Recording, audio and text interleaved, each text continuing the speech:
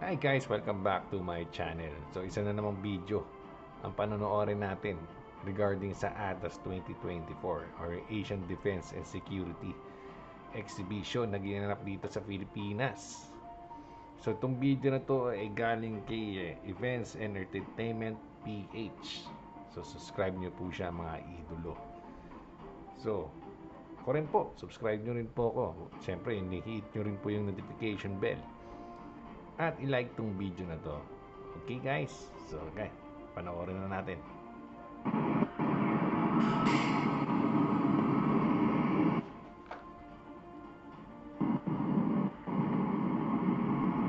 Okay. HIMARS natin.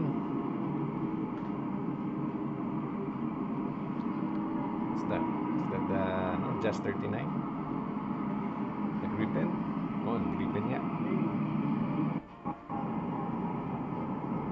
Ating Philippine Navy.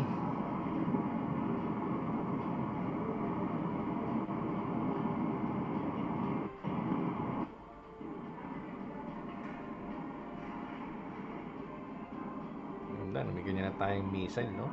Nakalagay Philippine Navy, hukbong dagat ng Pilipinas. Wow. More on that, more on that. Kailangan natin yan. Philippine Air Force.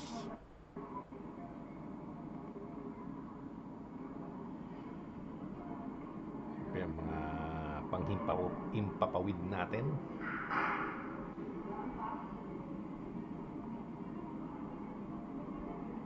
Yan yung Super Tucano. Okay, ating 129 attack helicopter. Ating Black Hawk.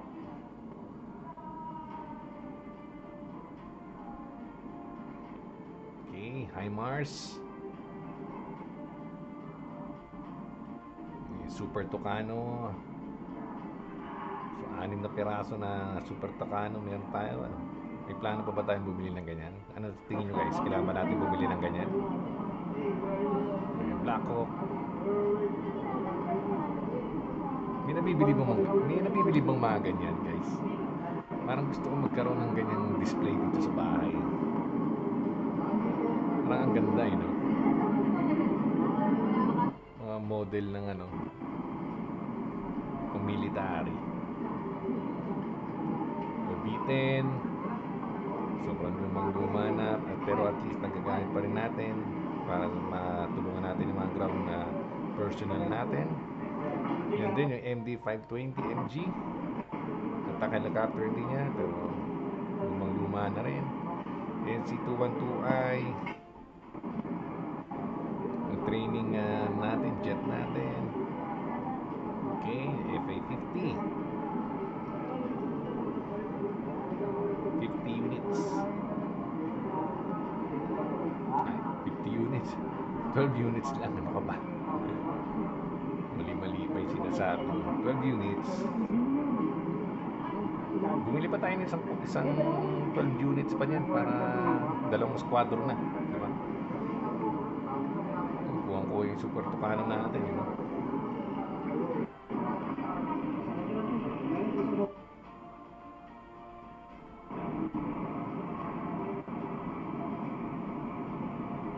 I-imagine mo, no? Ganyan na yung mga natin. Meron tayong lahat ng mga yan.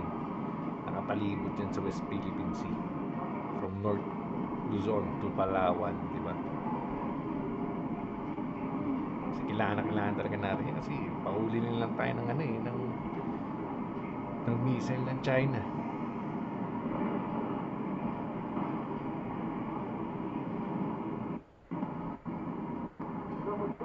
Okay, is that our history?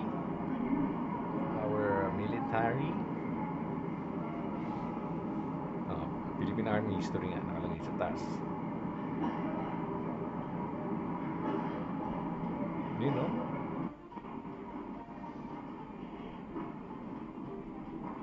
Okay, sabra light tank natin.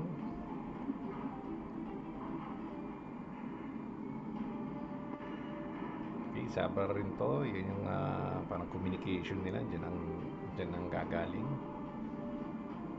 And then our M113 mortar carrier.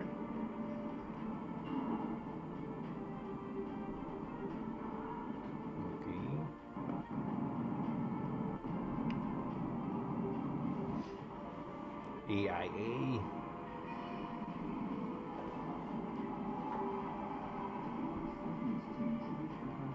Mga surveillance airplane siguro to.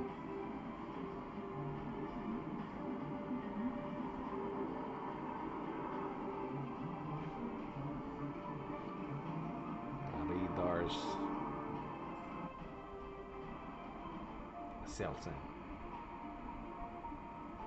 Yun, kailangan natin yung ganyang tangke. Yung pwede pang anti-air para sa mga helicopter, drones, kasi mga fighter jet, pwede yung tirahin yun ng mga yan kasi kailangan talaga natin ng mga air defense pang air defense. Yan.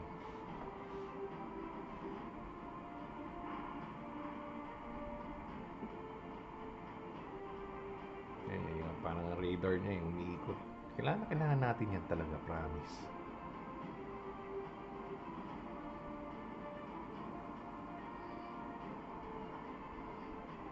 Satellite. Dami, no? Kaso pag tinira na yan ng China, wala na rin tayo. Kaya kailangan talaga natin maraming ganyan eh.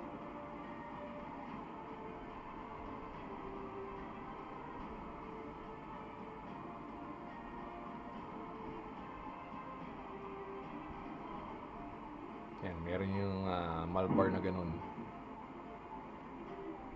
Parang may Bushmaster ba yun? If I'm not mistaken.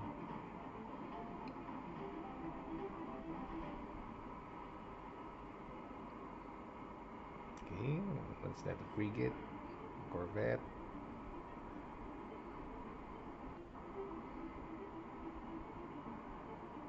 Yan, kailangan din natin ng ganyan eh. Pang mine warfare.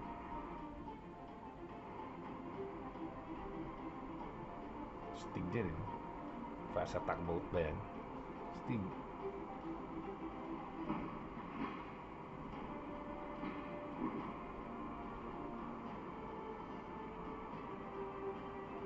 Okay. Saan ba yung Tais ba yan? Shipyard.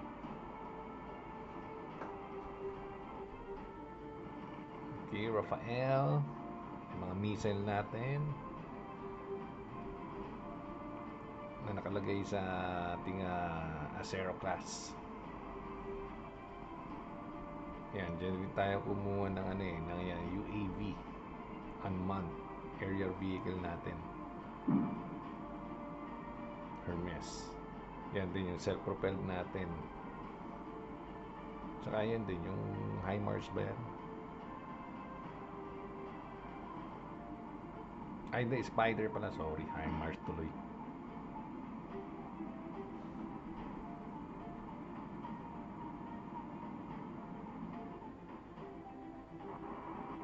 Okay.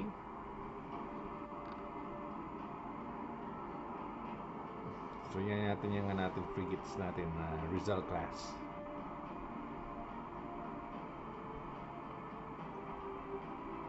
Okay, from 2020 hanggang siguro 2028 yan. Talaga. Kung titignan mo, sarap tignan no? In the future, ganyan nakarami yung natin. Philippine Navy natin. Parang, wow.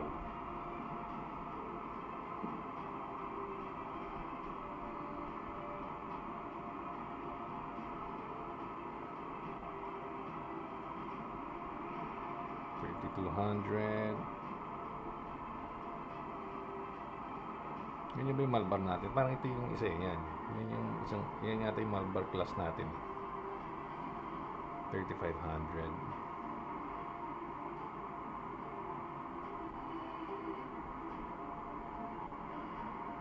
Parang yan nga yun. Dalawang class na nga natin. May idea na ba kayo guys kung ano ipapangalan doon sa isa? Mga Corvette.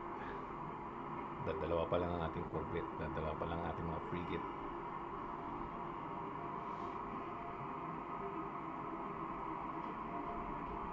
So yan, alam ko yan yung natin.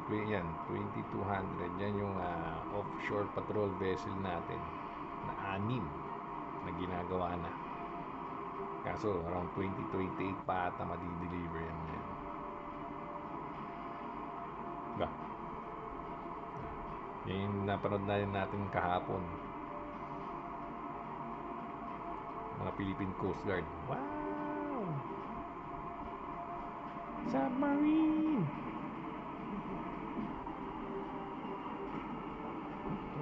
So, binawasan pa yung budget ng armed forces natin. Paano natin mabibili yung mga yan?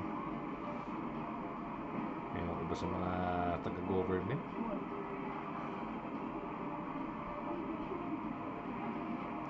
Babawasan pa yung budget, military. Are you kidding me?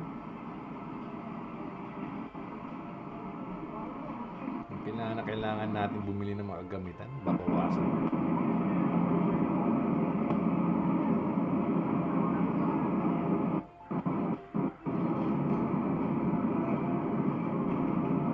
Mas mga artista meron yan eh.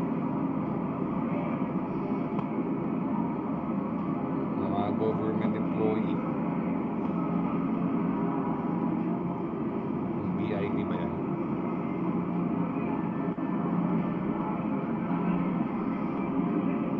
Maganda upuan eh.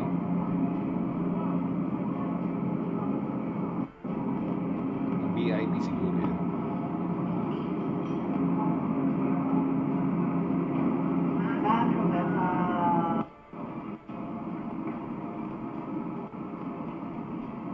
Japan.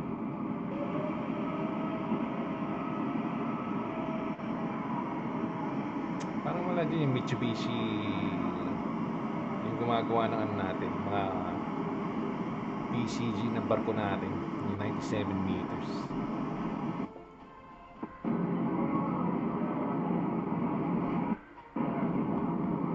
Okay, UAV again. India.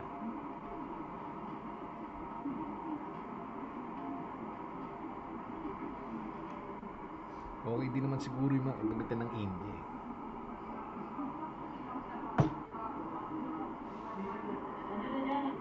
Yan yung sarili nilang fighter jet yan. Yung mga multi-role din na ino-offer din sa Pilipinas. Astig din ang helicopter nila. Kahit malaki, mayroong machine gun, may missile capability. Pwede.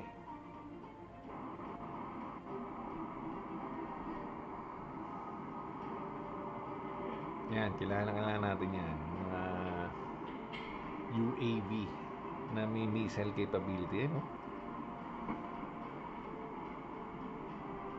Parang kukontrolin mo na lang. Bombayin mo, di ba? Kailangan din natin ng mga drones.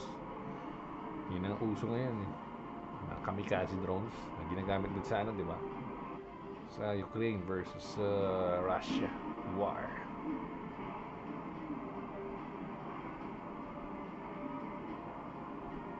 Marami naman tayong drones dito eh. So, tapean na lang natin ng mga pambomba, di ba? Tapos balaglag mo. STM. Ayan, mga drones, oh.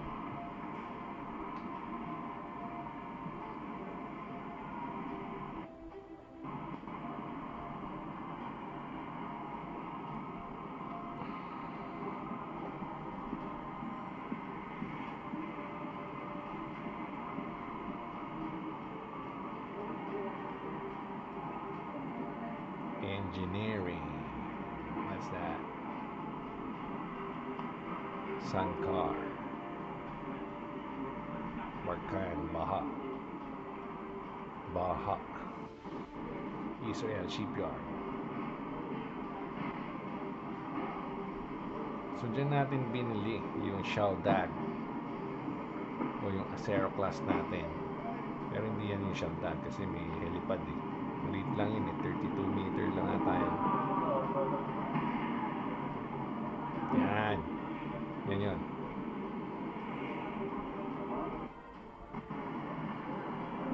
Pieces.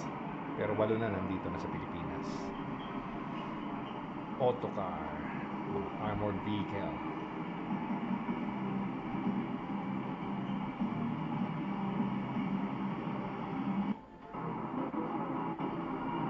Hanwha.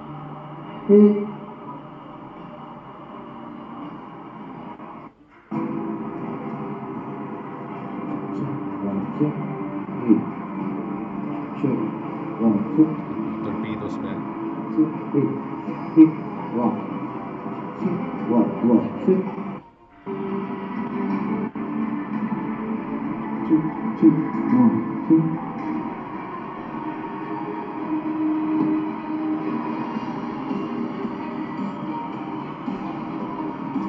Mga helicopter na. Yan yata yung sa Korea yung K-21.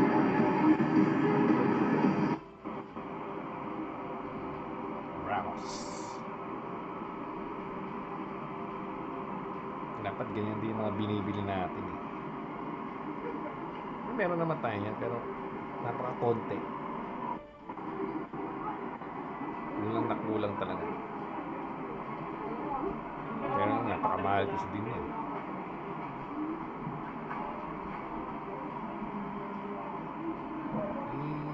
India. May in-offer din ba sila mga barko? May submarine din sila. France.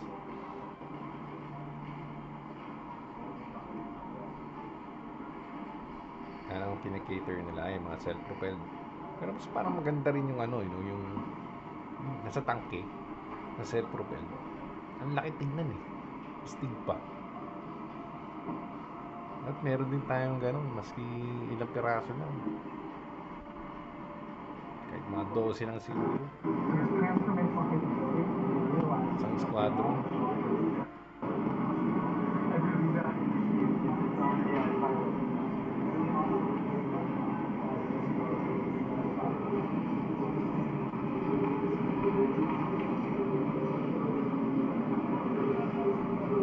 Parang isda, no?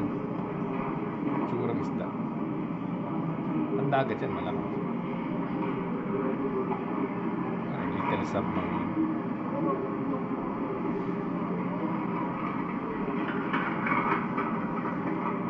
Hindi ka sa tao. Isa ito sa mga pinalakpakan sa mga sinabi ni Pangulong Bongbong Marcos sa ikatlong langsong.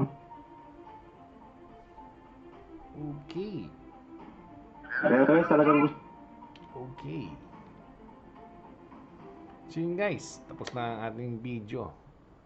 So sana marami kayong kaalaman na pulot sa akin. Pero yun guys, so maraming salamat ulit kay kalimutan ko na naman kung ano niya, kay Events and Entertainment PH.